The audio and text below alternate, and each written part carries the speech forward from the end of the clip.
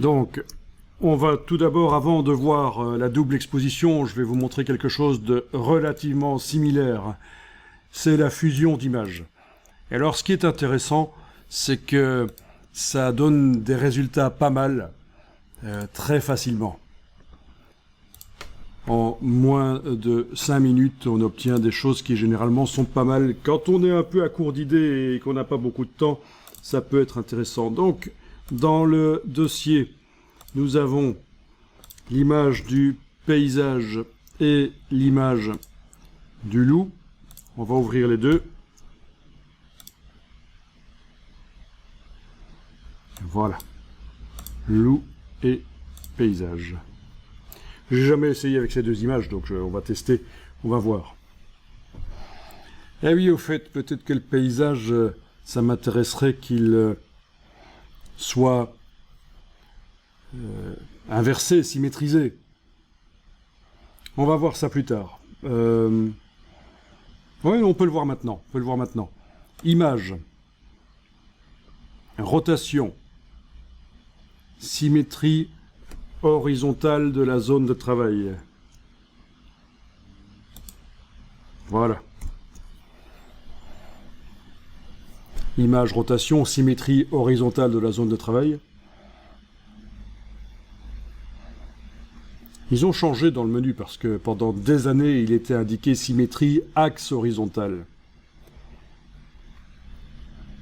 Alors qu'en fait, ce qu'on vient de faire, c'est une symétrie sur un axe vertical. Oui, c'était une mauvaise traduction de l'anglais flip horizontal, flip vertical. Ils avaient traduit ça par symétrie axe horizontal, symétrie axe vertical. Donc, ok. Alors, le loup qui est là, voilà. Je vais le déplacer dans le paysage. Oui, c'est vrai que je détache chaque fois les choses, mais c'est pas obligatoire en fait. Hein. Je peux rester avec les onglets comme ça, comme vous les avez dans Windows. Et avec l'outil de déplacement, sans avoir besoin de faire de sélection, je vais cliquer, bouger sur l'onglet du paysage, descendre sur l'onglet du paysage, lâcher le bouton de la souris, et voilà. Sur un calque, l'image du loup est arrivée. Je peux passer sur le Mac en plein écran avec la touche F.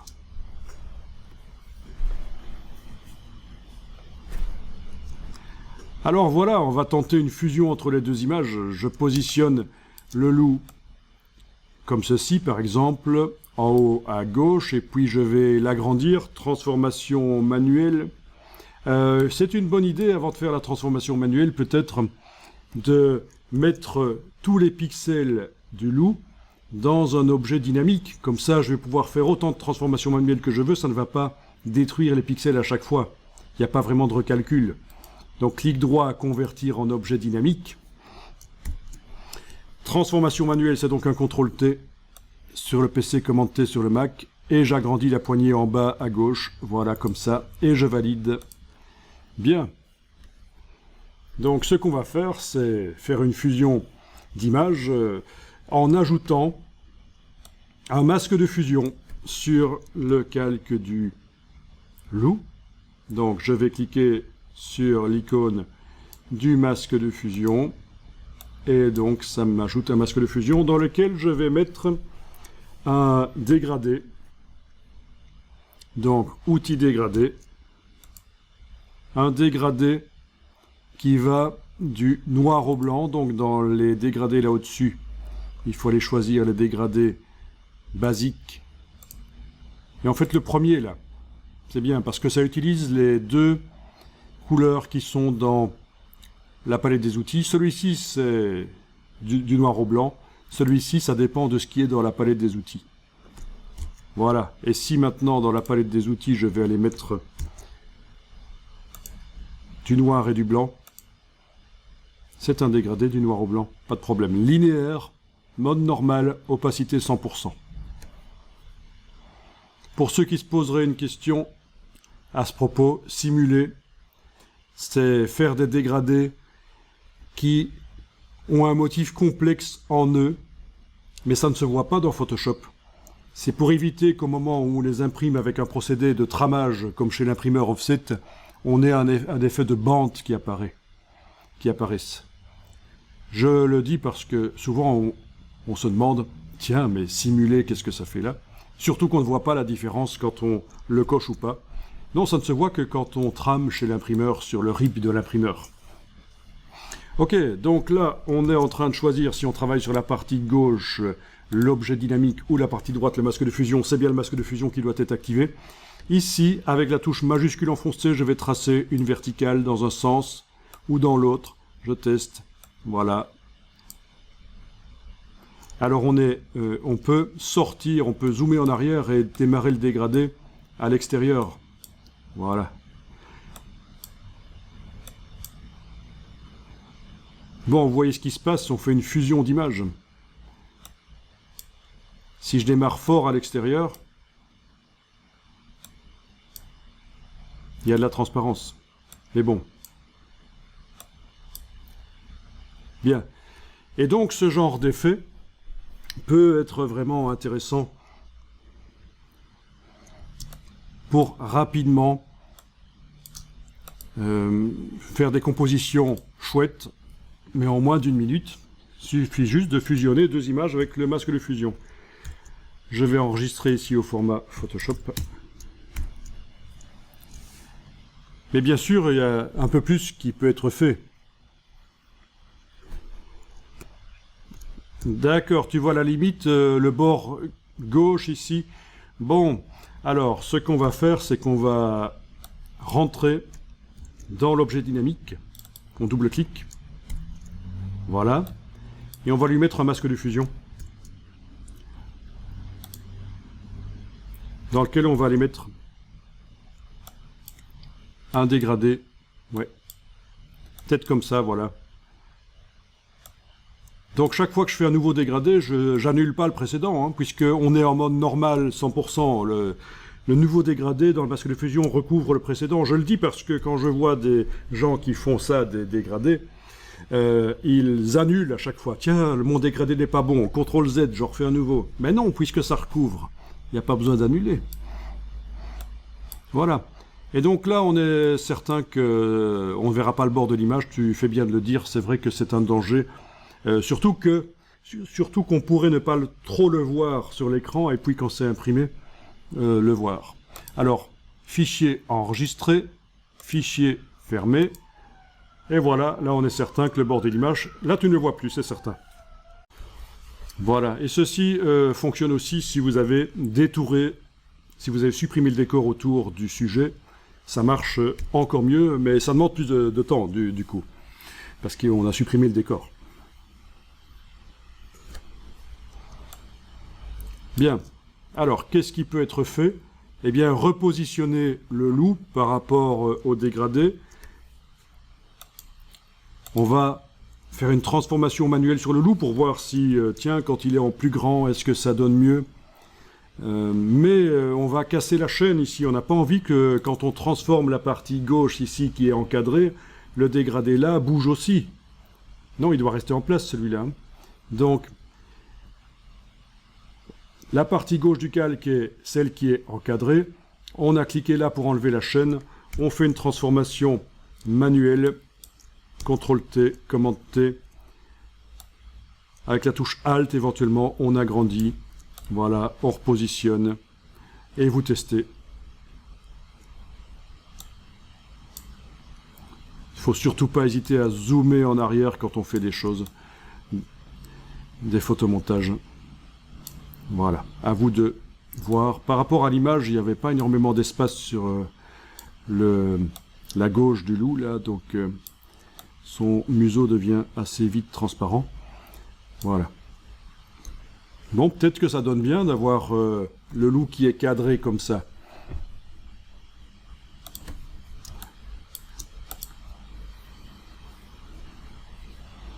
Donc, avec l'historique, je vois l'avant et l'après. C'est pas plus mal quand on ne voit pas nécessairement l'entièreté.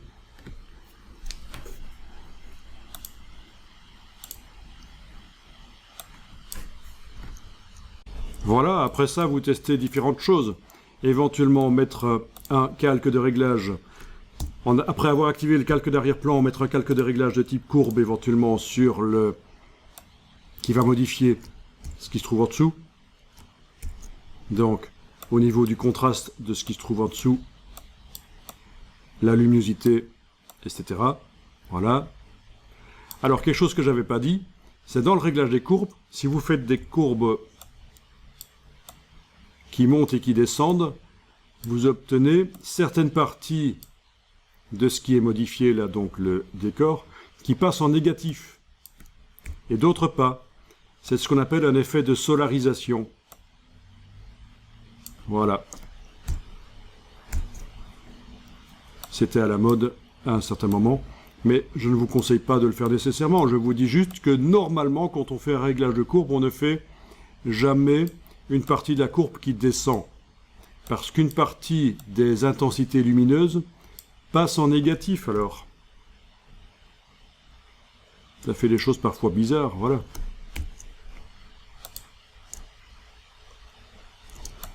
Mais pourquoi pas?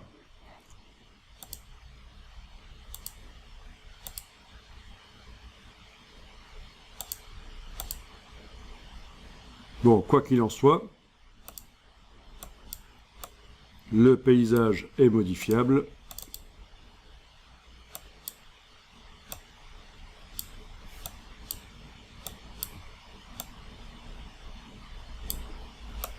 On peut changer l'ambiance.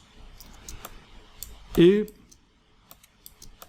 bien sûr, le loup aussi peut être modifié par un réglage qu'on écrète au-dessus avec la touche Alt. Là, je vais juste changer son intensité lumineuse. Voilà. Et le nombre de choses qui peuvent être faites, c'est assez dingue. Et alors aussi, le calque du loup lui-même à la place du mode normal. On peut déjà tester la diminution de l'opacité du calque pour voir ce que ça donne quand il se mélange avec le paysage en dessous. Donc le calque ici à 76%, ça fait apparaître le paysage en dessous. Pourquoi pas? Je remets à 100%. Le mode de fusion peut encore être changé aussi. On les passe en revue comme ça. Et on en trouvera peut-être un qui est bien et qui donne un résultat qui nous plaît. Dans ce cas-ci, je n'en trouve pas d'intéressant apparemment. Enfin voilà, c'est pour vous montrer comment rapidement avec deux images on peut faire un trucage photo qui ne prend peu de temps finalement. Ok, je vais diminuer l'opacité tout simplement. Et voilà.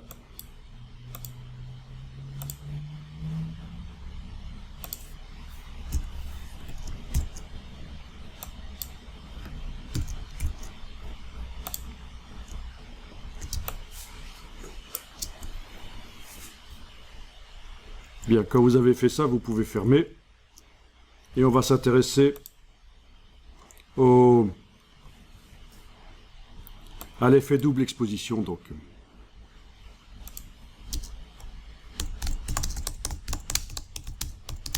ce qu'on vient de faire, c'est un premier test de fusion d'images pour démontrer qu'il est possible d'obtenir un, entre guillemets, photomontage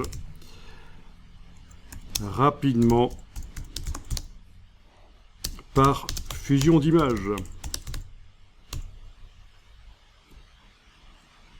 Avec un masque de fusion, donc. Et en même temps, ça vous donne l'origine du mot masque de fusion.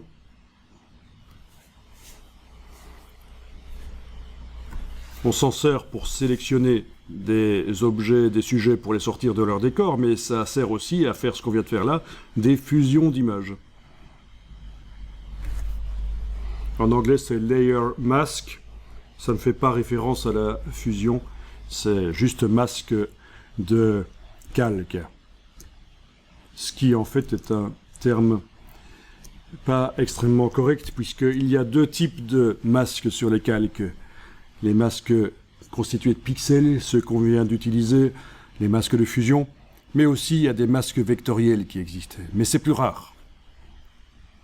C'est plus rare comme technique. Mais techniquement, deux types de masques peuvent cohabiter sur la même image dans Photoshop. Sur le même calque, je veux dire. Sur le même calque, oui.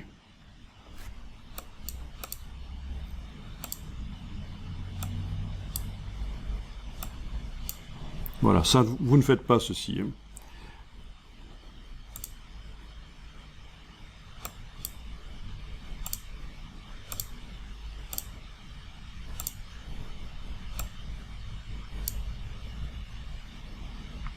Donc.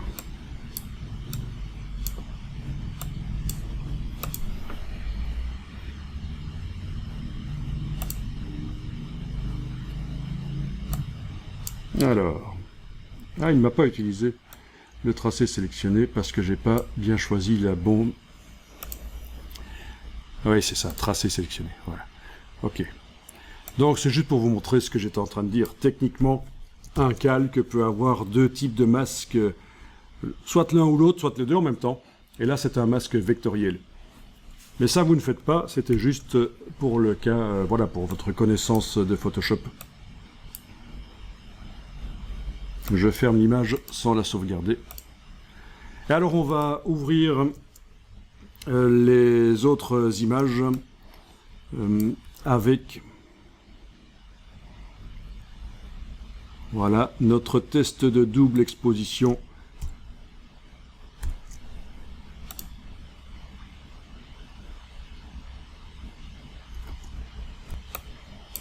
Il y en avait un autre.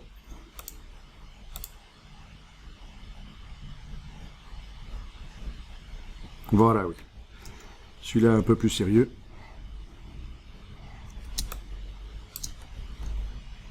Et donc, palette des calques. Il y a plein de possibilités de remodifier les choses, de contrôler les choses.